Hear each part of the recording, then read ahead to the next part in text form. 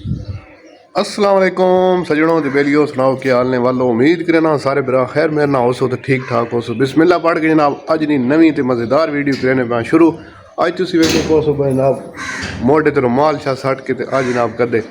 अज असी वेने पाँ नाल ही गिरां में मुल्तान खुद ने नाल ही खुइयां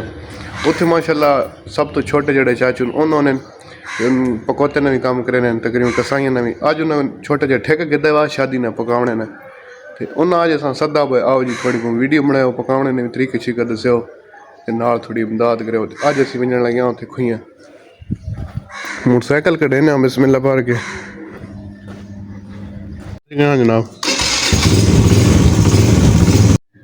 जी इन मैंने चाचू ने तो माशाल्लाह गोश्त वगैरह गिने पैन सब्जी शब्जी घर आके गोश्त जनाब अच्छी तरह से धो के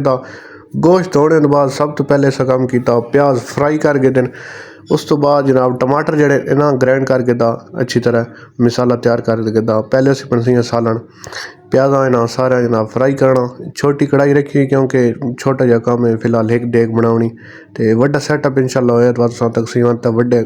कढ़ाई रखी नहीं उसमें फ्राई करी ये छोटी जी रखी हुई गोश्त अच्छी तरह जनाब अस धो के तो इधो प्याज भी जड़ा उन्होंने भी सारे हो गए फ्राई उस तो बाद ना प्याजा भी ग्राइंड करके ना तो टमाटर भी हाँ वारी आ गई गोश्त फ्राई करनी नहीं गोश्त अच्छी तरह फ्राई करना गोश्त ने ब्राउन कलर जैसे होवे ना उसे ना जनाब बाहर कढ़ना सारे गोश्त जनाब फ्राई करके फ्राई करने के बाद अगला जड़ा हमारा लाऊ तो कहने पहले सारे गोश्त फ्राई करके ना दोबारा बात ने अगला काम केड़ा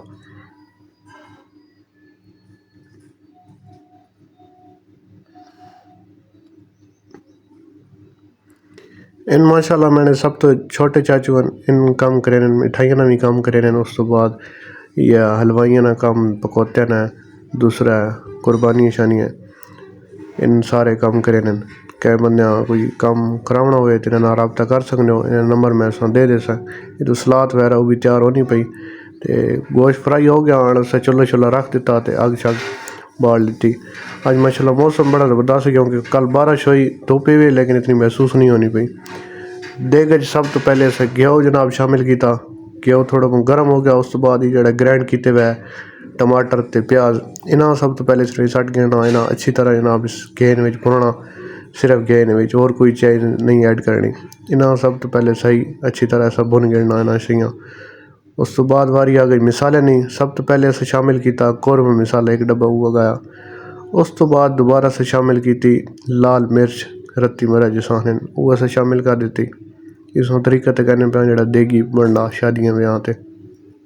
उस तो बाद ऐड किया नमक अस भी जरूर जरा उस हिसाब ना कर सकते हो अस को गोश्त है 13 किलो उस हिसाब ना असी बनाने पे बाद बंदा ऐड कर गी ना जिससे नहीं कोई कमी हो नमक वगैरह नमक ऐड करने तो बाद हाँ इस शामिल कर हल्दी 100 ग्राम का पैकेट है तकरीबन अद्धा गया आधे थोड़ा ज़्यादा ही उसी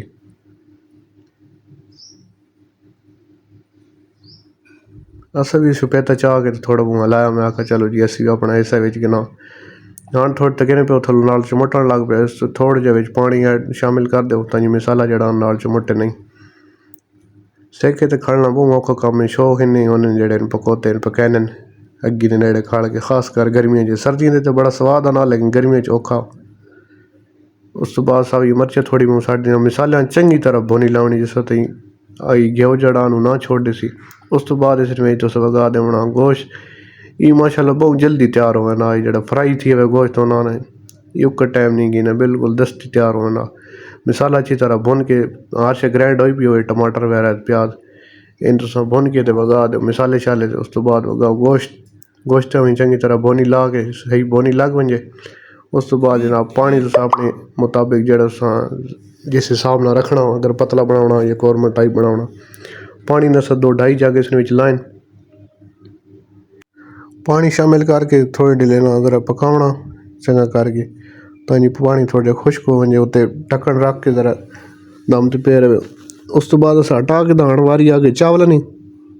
सब तो पहले से घ्यो शामिल किया उस तो बाद ऐदे तैयार हुई पी हांडी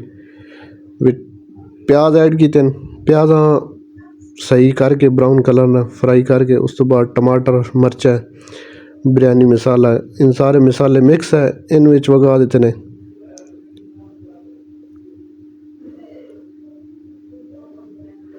उस तो बाद अस बनाने चने वाले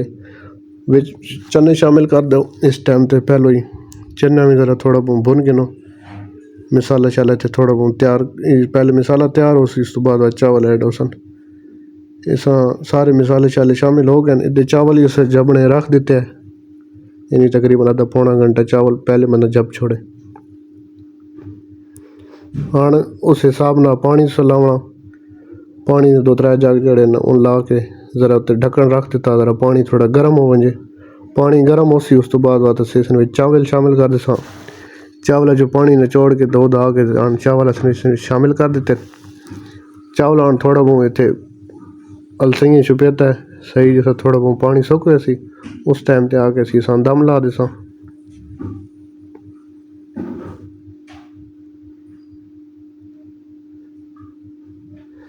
इतने हण अग बिल्कुल मट्ठी कर गिननी थलो लकड़ियाँ छिगड़ियाँ सिर्फ थले कोयला होवे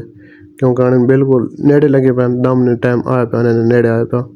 बहुत तेज़ अग हो सी तो तुक बिल्कुल खुश्क हो सी सारा पानी हल्की हल्की लेस हो तो उस टाइम ते दम लवींदा दम लाने तो पहले चाचू में सिरका ऐड किया इसकी कोई वजह हो सी खास उस तो बाद कपड़ा एक गिनना तो अखबार हो कपड़ा सब कपड़ा है कपड़े थोड़ा सिन्ना करके इतना पानी शानी थोड़ा खुश्क हो गया आने से रख दिता दमे वास्ते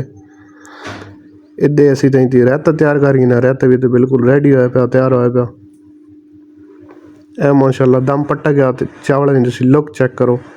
बहुत आउट क्लास आई तो बहुत ज़बरदस्त चावल आए इन्हें थोड़ा ठंडा मारना